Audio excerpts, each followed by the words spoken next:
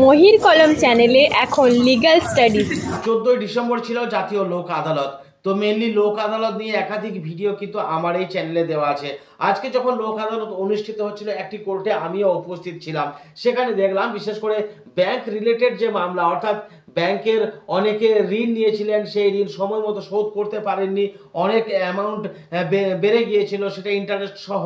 তো আজকে মহামান্য বিচারক যারা ছিলেন এবং লোক আদালতের টিম মেম্বার যারা ছিলেন, লার্নেড অ্যাডভোকেটরা ছিলেন এবং অন্যদিকে ব্যাংক কর্তৃপক্ষ আর যিনি ঋণ গ্রাহিতা ব্রোয়ার তিনিও ছিলেন, এবং সম্মিলিতভাবে একটা আপোষের মাধ্যমে কিন্তু বহু মানুষের মামলা কিন্তু নিষ্পত্তি হয়েছে। আমি জাস্ট একটি জেলার তথ্য যদি তুলে ধরি, বীরভূম জেলার কথা, যে বীরভূম জেলায় আজকে প্রায় 3534টি মামলা নিষ্পত্তি হয়েছে।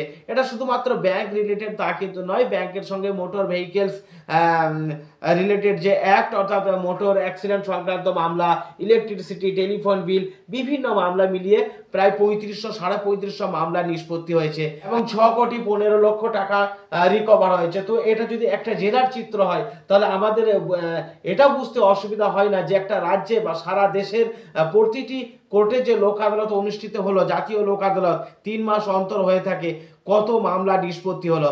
এ নিয়ে আমি একাধিক ভিডিও করেছি, সকলের কাছে অনুরোধ করছি আবার 3 মাস পর, অর্থাৎ 2025 সালের জানুয়ারি, ফেব্রুয়ারি কি মার্চের এই রকম সময়ে আবার লোক আদালত অনুষ্ঠিত হবে।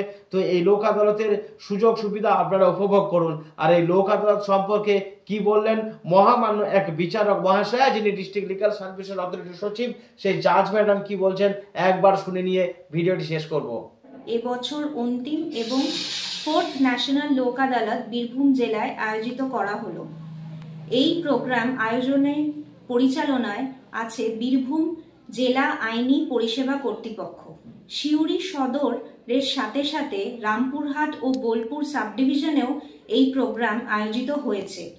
22টি বেঞ্চ গঠন করা হয়েছে। 22টি বেঞ্চের মধ্যে তার মধ্যে মোটর দুর্ঘটনার মামলা, ব্যাংক লোনের মামলা, ট্রাফিক, টেলিফোন, ইলেকট্রিসিটি মামলা, চেক বাউন্সের মামলা এবং ফাইনের মামলা ছিল। তো লোক আদালতের সম্পর্কে এখন অনেক মানুষের একটা কনসেপ্ট বা ধারণা কিন্তু পরিষ্কার নেই। আমার ভিডিও দেখে অনেকে আমাকে কমেন্ট করেন বা আমার হোয়াটসঅ্যাপে মেসেজ করেন। আমি যতটা পারি পার্সোনালি তাদেরকে হেল্প করার চেষ্টা করি।